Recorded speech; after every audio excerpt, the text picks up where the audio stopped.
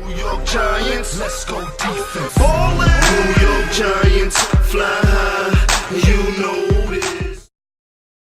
Hi, and welcome back to the Colorado Giants video log.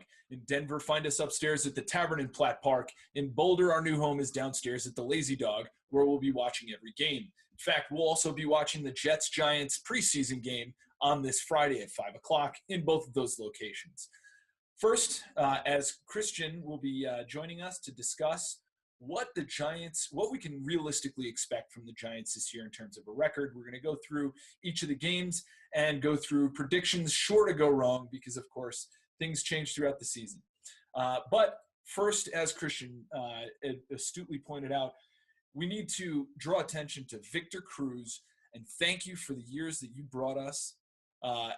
Just every time that you were on the field, it was exciting. There was a little shake and bake move finished off by your patented salsa dance in the end zone. Christian, you want to say a few words? Yeah, he's truly one of the greatest Giants ever.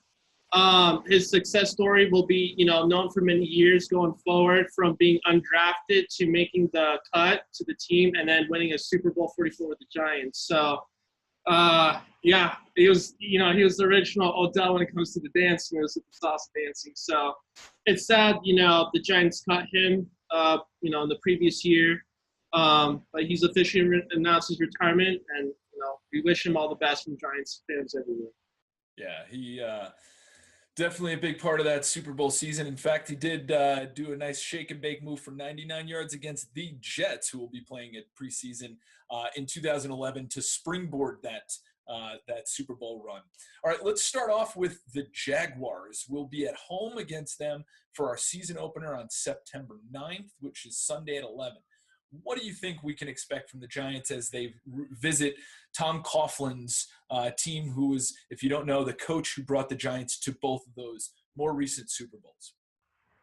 So first thing I like to say is we're going to definitely run the ball. We got Saquon, right? So he's going to be there with a great sense of purpose.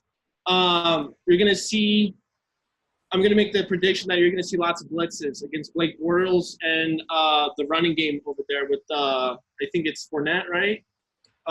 So you're going to see lots of that, lots of those packages coming up against their offensive line. And our offensive line, Saquon's going to make a play or two. And I'm going to say that realistically, we take the win. It's a home game for us. It's our first game. We have a lot to fight for, especially how our season went last year, and we're going to take the win. All right. Well, so this is an out-of-conference game. It is a home game. Obviously, the Giants' offensive line is going to be the critical point to all of these games, and it'll probably take them, in my opinion, four weeks at least to gel into an efficient unit if they can actually become a full efficient unit. And across the board, I think we're going to see a lot of blitzes. I think this is actually going to be an upset. The Giants will be upset. It will not be an upset. The Giants will lose that first game, which I don't think is too critical because it is out of conference. So we got one win for Christian, one loss for Adam. All right. Now, next game is against the Cowgirls. This is going to be in Jerry World. Sunday Night Football, the whole world watching. Giants have historically done pretty well there. It's 6:20 start. What do you think we got? All the conference games are always such tough matchups. Anything can realistically happen. And this one, I want to say the Giants will also take the win. I think the reason why is because on the Cowboys' defensive side of the ball, they have some uncertainties there, as we do too. But I think that the Giants' offense will be more productive than the Cowboys' offense will be in that game. All right. This is an absolutely critical game for the Giants to win. They need to start off the season with a win in the division, which they failed to get until the last game of the season last year. The Cowboys, this is going to be a landmark game because, you sort of know what to expect from the Eagles. You sort of know what to expect from the Redskins. When it comes to the Cowboys and Giants, they're sort of jockeying for position for that second in the NFC East, which could be a wild card spot. I think the Giants come away with a win here, and simply because they are going to be energized. Shermer's going to get them real pumped up for that game, and they're going to be reeling off of that first my opinion, the first loss of the season. All right, next game is going to be Texans, September 23rd. It's an away game, and it is 11 o'clock on a Sunday. What do you think we got? So I know realistically Giants winning 3 games in a row is kind of hard to imagine, especially with the last couple of years, but I got the Giants winning, and a couple of reasons why.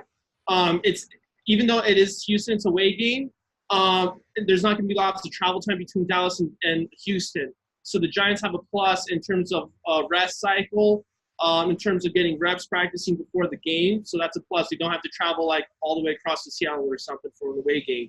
The second thing is the Texans probably will be a very electrifying offense with DeAndre Hopkins and Deshaun Watson if he's healthy.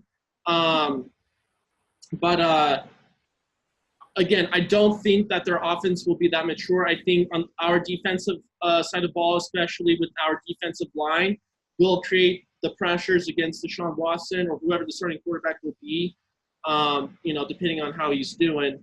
That will definitely, they'll make mistakes on their side of the ball. So I think the Giants will come away on top of the win because of their mistakes. Wow, 3-0.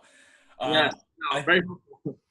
Hey, listen, if they get, I'll be very grateful. And September 23rd at 3 o'clock, if the Giants are 3-0, I don't think they're going to get there. I mean, Saquon's still going to have to be trying to figure out what his role is in this team. That defense, I want to call him Casillas because he looks like an Ogletree, just is slow. He's flat-footed when the ball is in the air, and in a 4-3 defense, in a 3-4 defense, it is absolutely critical that those linebackers are all in sync and that they're able to cover because you don't have the pressure that you're getting from a 3-4 from a 4-3. I unfortunately think this is going to be another loss, and I really hope that I'm wrong, but I see the Giants at this point in the season at 1-2. All right, moving to the Saints game. So this is September 30th. It's a home game. It's a 2:30 start, 2:25. What do you think we got? I think it's going to be a loss. I think it's going to come to an offensive showdown, as it has in the past between Drew Brees and Eli Manning and our, core of wide receivers and theirs. I think, unfortunately, because of how, looking in the past, of how they always came on top, usually I think the Giants will make a very stupid, silly mistake, turnover probably. I mean, hate to say it, but probably an Eli interception off of a deflection or something, and they'll use that to their momentum and capitalize on that. They'll sneak away with the win at the end of the fourth. All right, now this highlights a very critical stretch in the season here. So we're at the quarter pole, and I think between the Saints game at home and the Panthers game away, if the Giants can come away with one win out of those two games, I think that's a positive. Unfortunately, where I believe that the Giants will be rounding that corner, that quarter of the season is at 2-3. And I'm going to say that they will split the Saints and the Panthers. I'll give them the win against the Panthers and then a loss against the Saints. So that's actually an away win.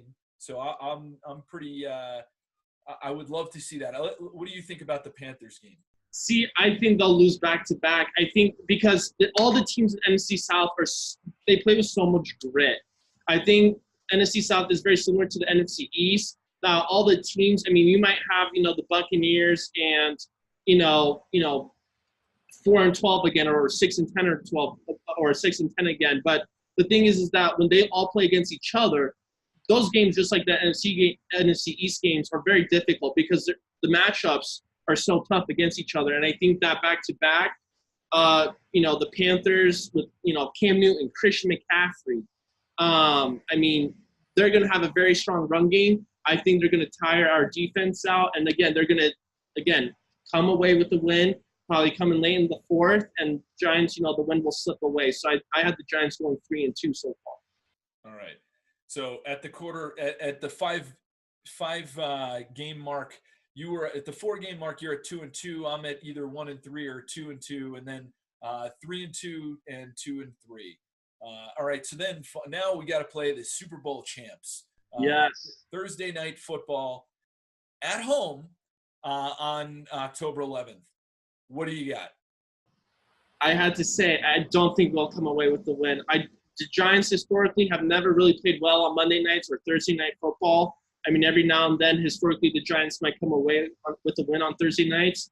But I don't know. It's just something with Eli, just something with the team just offsets them. And being the Super Bowl champs, I mean, there really is no better team, arguably, other than the Patriots. I think that,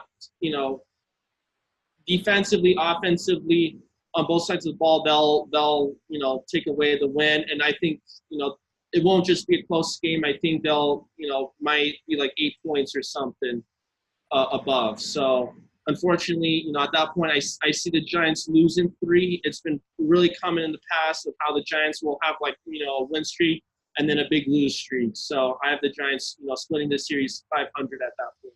So it was common under Coughlin. And Yes. so one thing that I'll say is that the Eagles' front four gets pressure, and that's that was the recipe how the Giants won. And this offensive line, I mean, this is the point in the season where they need to show me something. And I think home game statement, it's not their first, what do you call it, primetime game, but I think Pat Shurmur wants to show the NFL that, hey, we are there.